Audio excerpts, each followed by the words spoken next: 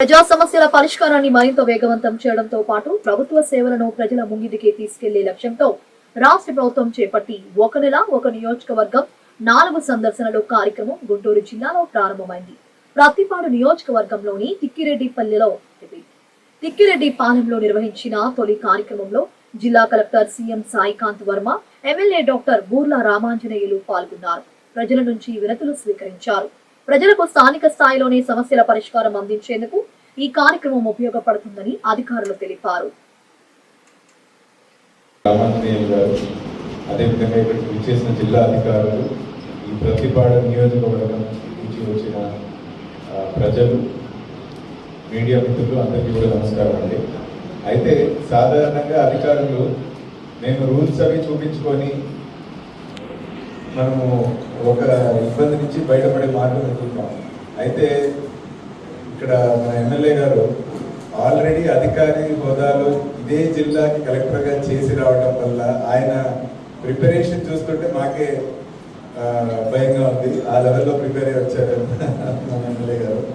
But I think jokes apart, ఈరోజు అంటే అందరికీ కూడా మన గవర్నర్ ఎమ్మెల్యే గారు చెప్పినట్టు ఈ కార్యక్రమం ప్రతి నియోజకవర్గం 4 వారాలు అనేటువంటి ఒక ప్రోగ్రాం ఎక్కడ మొదలైందంటే, మొన్న ఈ నెల మొదట్లో జిల్లా కలెక్టర్స్ కాన్ఫరెన్స్ జరిగిందండి.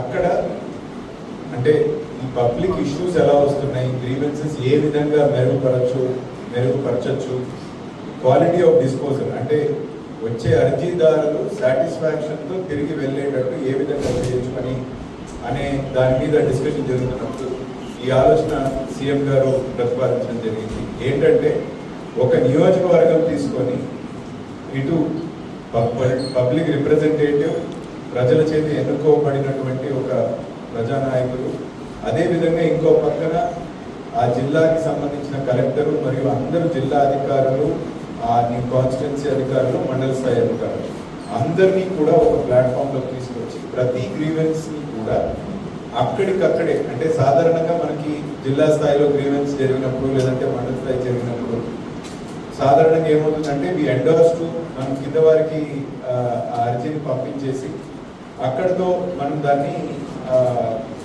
క్లోజ్ చేయమని ఎండోర్స్ చేసి మనం వదిలేస్తాం. తర్వాత అది క్లోజ్ అయిందా లేదా చూస్తాం. కానీ అది ఇచ్చినటువంటి క్లోజర్ అర్జీదారుడికి ఫస్ట్ చేయవలసిన